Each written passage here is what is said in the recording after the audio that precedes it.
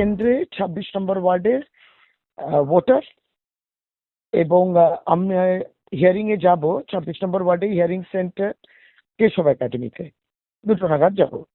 বিষয়টা হচ্ছে যে আমি ২০০২তেও নাম নথিভুক্ত এবং স্বাভাবিকভাবে আমার সমস্ত ডিটেলস, ফিজিক্যাল লিস্ট ইত্যাদি দেওয়া আছে, কিন্তু দেখা যাচ্ছে যে আমার ফর্মেতে আমি আনম্যাপড বিএলও অ্যাপেতে।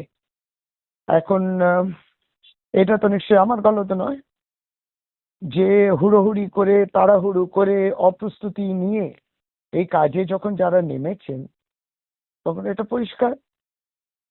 আরেকটা প্রমাণ, এবার ধরুন আমি কলকাতা শহরে আছি, আমার নিজের কেন্দ্রে আছে, আমার হয়তো বেশিক্ষণ লাগবে না হিয়ারিং সেন্টারে যেতে। এই ভুল যেটা ইলেকশন কমিশনের, তার জন্য বহু মানুষ বাংলায় কিন্তু হেনস্থা হচ্ছেন এবং অনেক দূর দূর অব্দিও তাদেরকে হিয়ারিং সেন্টারে গিয়ে প্রমাণ করতে হচ্ছে। মানে আমি বিএলও অ্যাপের মাধ্যমে যেটা যাওয়া হয় সেটা তো ম্যাপড নেই আমি ওখানে, অর্থাৎ আমার ২০০২ রেকর্ডসটা ওখানে নেই। আমি সাধারণভাবে যেমন মানুষ দাঁড়ায় আমিও গিয়ে ওখানে হিয়ারিং করবো এবং দাঁড়িয়ে থাকবো। আমার জন্য কোনো স্পেশাল ট্রিটমেন্ট মন্ত্রী বলে বাড়িতে এসে এই জিনিসটাকে সংশোধন করবে, এটাতে আমি অরাজি, এবং তাই আমি যাব হিয়ারিং এ। কিন্তু সম্পূর্ণভাবে এই জিনিসটাই হচ্ছে কিন্তু সমগ্র পশ্চিমবাংলায়, যেখানে আপনি দেখবেন অশীতিপর মানুষ, অসুস্থ মানুষ, বৃদ্ধ বৃদ্ধা কিলোমিটার কিলোমিটার যাচ্ছেন হিয়ারিং সেন্টারে।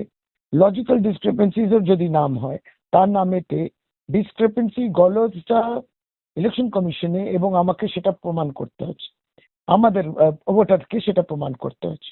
আমি অবশ্যই আমার ক্ষেত্রে ২০০২ ফিজিক্যাল লিস্টটা নিয়ে যাব, তাদের অ্যাপে তারা আপলোড করবেন।